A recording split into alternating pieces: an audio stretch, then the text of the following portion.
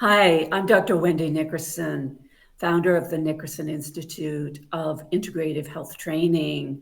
Thank you for being here today. I have the delight and the pleasure of introducing you to a graduate of the Integrative Mental Health Coach Training Program, Mr. Ben Meyers. Ben, thank you for being here today. Wendy, thank you so much for having me. It's an absolute pleasure.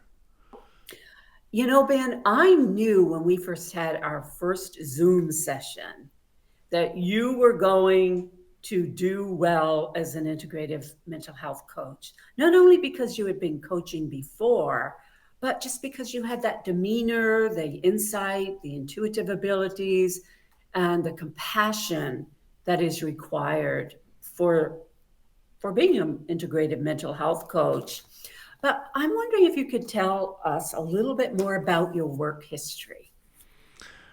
Well, thank you for seeing that early on for me. Obviously, hearing that from you is incredibly empowering. If you were to look at my resume, it is a hosh posh of so many things. I struggle to stay in the same place because I found a lot of my corporate experience, my sales jobs, um, whatever it may have been, lacked purpose for me.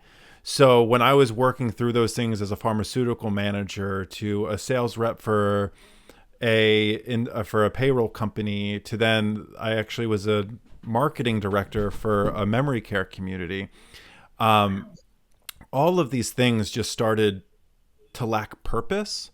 So during those transitions to becoming, where I'm at today, I found that the biggest driving force was to find my purpose, and I found it with Nickerson Integrative Mental Health Coaching. And what a blessing for us that you did, because since that time, you are now hosting the Coach's Corner once a month, and you also have some courses that you have created for Nickerson Institute, and we are certainly so proud of them. We'll get into that a little bit later. But, you know, one of the things that brings people mostly to wanting to help other people with mental health challenges is experiencing some of their own challenges.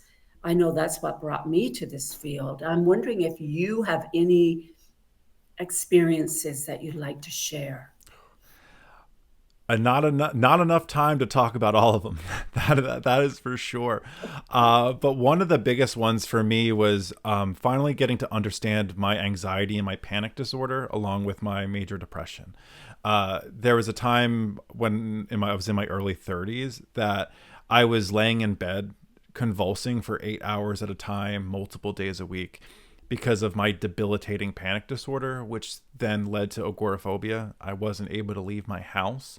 It was impactful on my relationships. I was living in Florida at the time, so I was away from my family. And during that time, I would have now learned it was my greatest trials, my greatest tribulations, but it was my biggest opportunity for my growth. Um, I found my spirituality through that time. I found my sense of surrender through that time. So during that time of my anxiety, my depression, and my major panic disorder, I would say that was the greatest struggle for me on a personal level, that has led to what seems to be the most growth so far.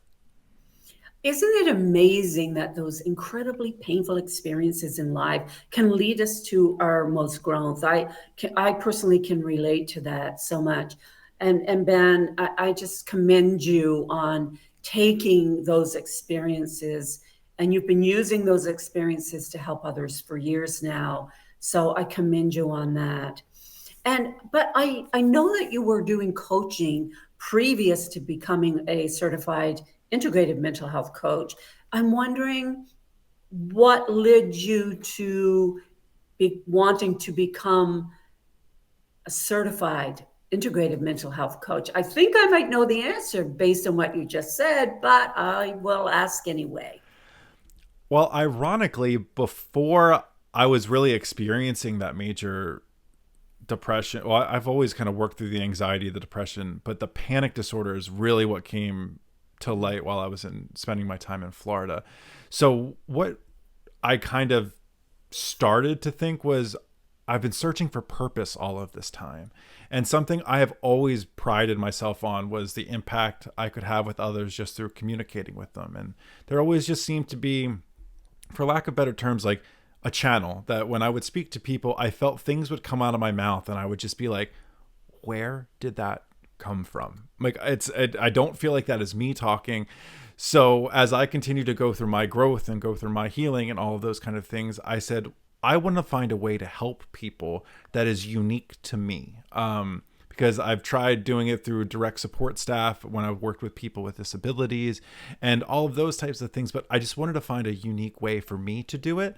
And when I came across Nickerson, I kind of felt like I was like, oh, that gives me the certification, where otherwise I was just kind of in the wild, wild west of coaching without a certification just because I wanted to help people. But that time for me was so impactful because I got I got years of experience under my belt of learning how to communicate with people, sit with people, and not just give advice, because I find that's where I kind of got lost as a coach, is when I was giving advice, it made it seem like I knew better about that person and for that person. But the certification and that experience combined has really helped me get to where I'm at now. So obviously so thankful for your guidance and your course and everything like that, because it's made me so confident as a coach in what I'm doing.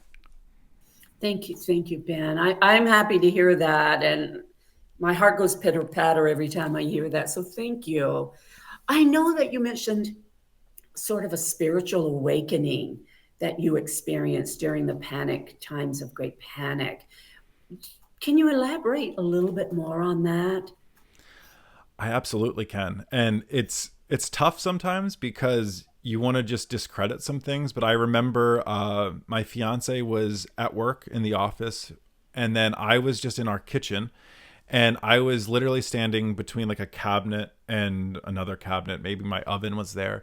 And I was just looking up, and for the first time ever, I surrendered. And I was like, I don't know. It looked like I don't know who I am talking to. I don't know if anything is listening, but I need help. I need guidance. I need, if you are listening, please just show me a sign and whatever. And I then started getting debilitating panic attacks. And I said, well, that's one heck of a sign to get. Oh, But wow. but what I learned was it completely changed the trajectory of my life. It changed the way I thought about things, the way I talked to myself, most importantly, the way I wanted my life to go. And from a standpoint of, if I don't figure this out, I don't know where I'm going to end up or how I'm going to end up. So this is going to be my last and best shot at this. And when you get to that sort of space of surrender, you pull all the punches and you go down every avenue and every crevice. You reach out to the people that you may not have. And that awakening started in that place of complete surrender, of looking up to a sky in South Florida or a ceiling in South Florida and just asking for help. And ironically, this many years later, I feel like they answered the call. And these are spiritual awakenings. They allow us to really realize that we're not going it alone, that we do have help, and we just need to ask. And somehow in that moment, you knew to ask. But look how much it takes before we will ask. And that's our ego, of course, getting in the way. But wow, what an experience you had. And Ben, in working with you over the last couple of years, both while you were in the program and now your work here with Nickerson Institute, I understand the spiritual advancement that you have attained over these years. And I suspect that that helps you so much with your coaching for the coachees who are ready for that level. Yeah. A- Absolutely. And what I find is cool is like hearing you notice that obviously adds a little bit of confirmation to how I feel and a little bit of validation.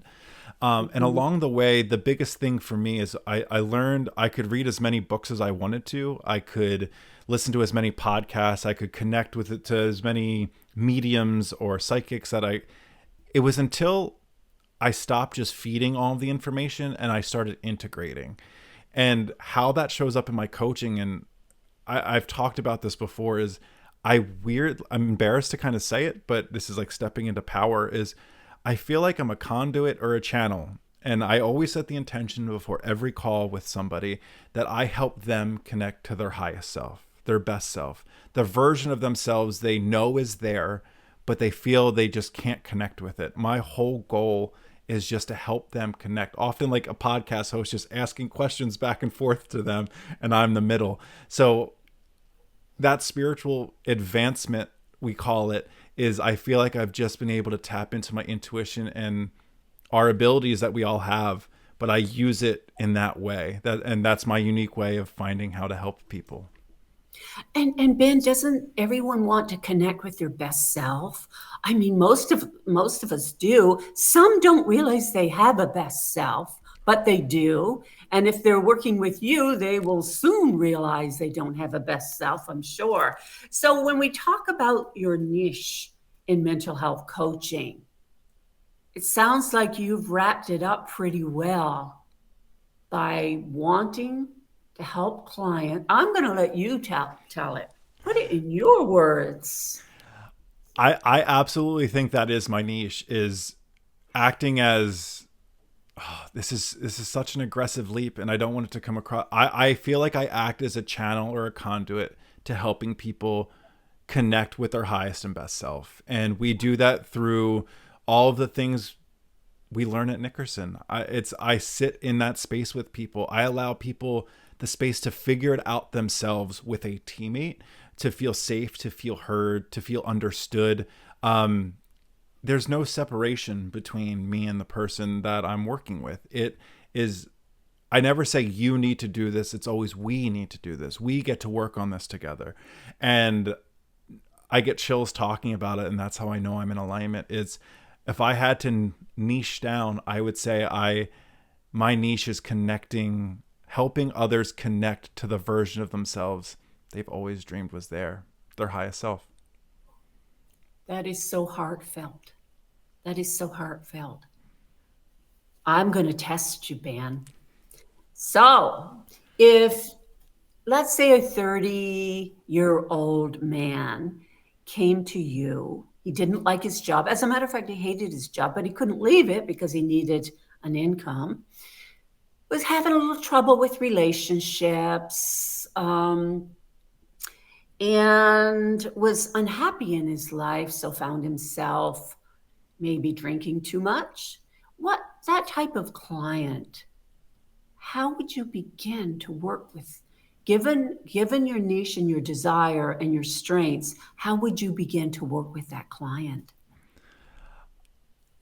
The same way I start working with every single client I've ever had. It's before we get to that place of what I so elegantly will call trauma dumping on somebody. While I am here to listen and I am here to hold space, I don't like that our first conversation is the trauma dump.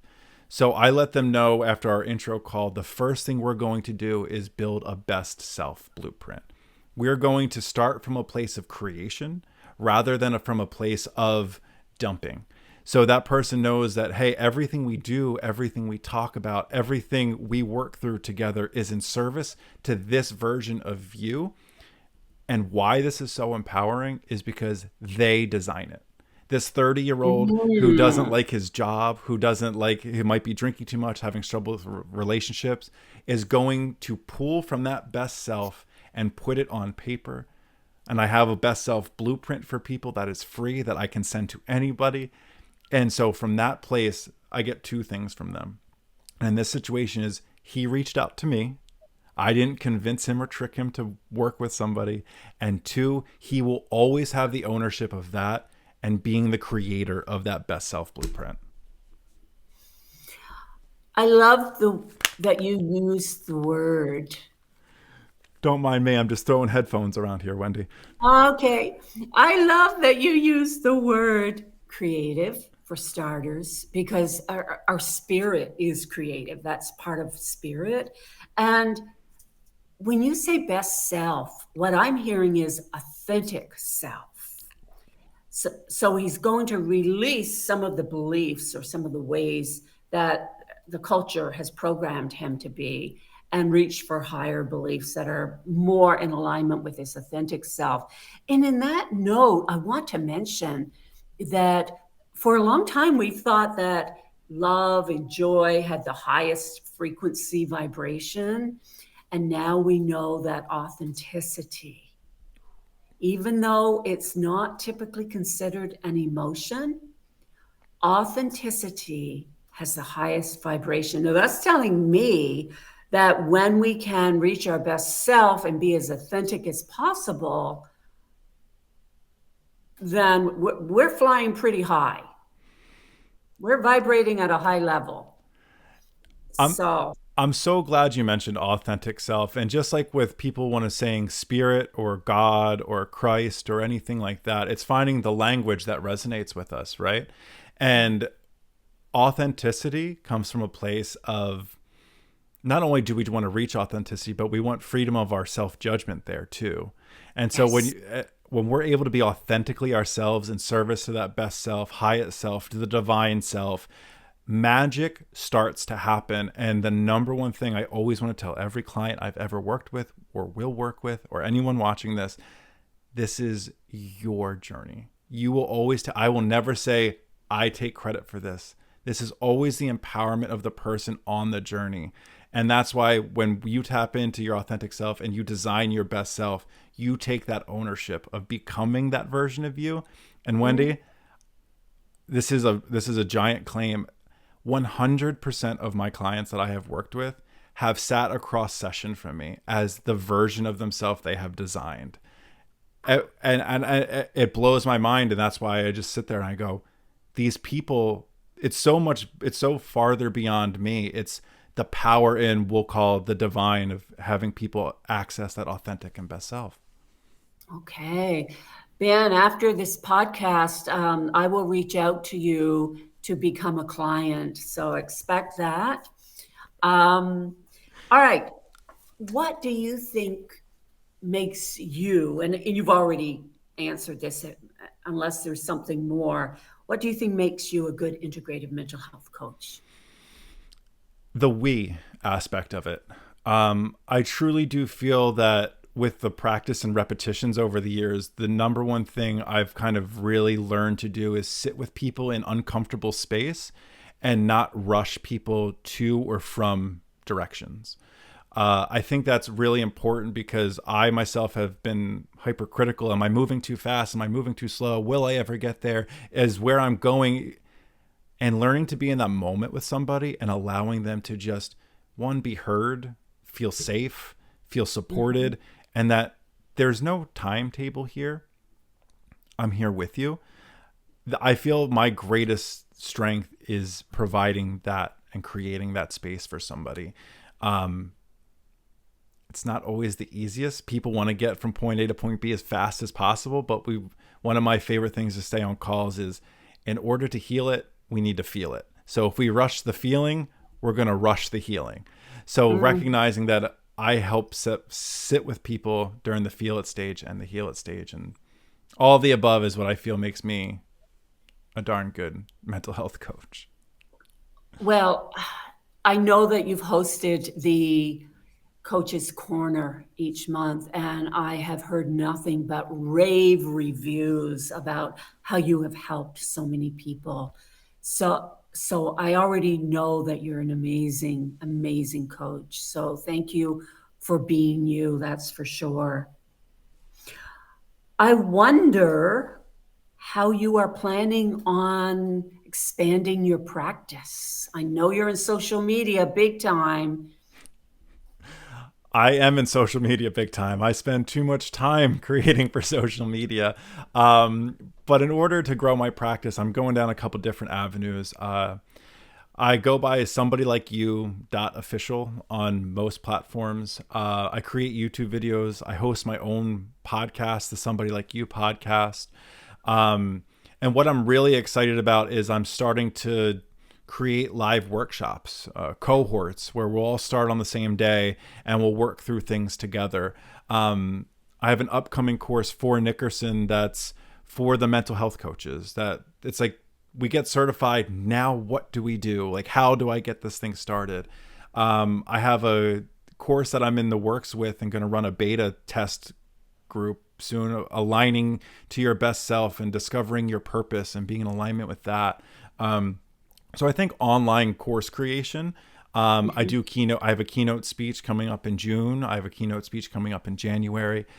So I am really all over the place, but that's kind of been my method, is growth through numbers and finding where I can kind of get in front of people to really make a true impact. And you certainly are doing that on so many different levels. So just to mention again, the name of all of your platforms is Somebody Like You Official. Yeah, so it'll be somebody like you, period, official. My website is www.somebodylikeyou.org. That will break down like all of my prices. You can get in contact with me to set up an introduction call. And if you're looking just for free resources, you can find all of my social media, my podcast, everything on my website. So the number one way to kind of get in contact with me or just kind of see if I'm for you is somebodylikeyou.org.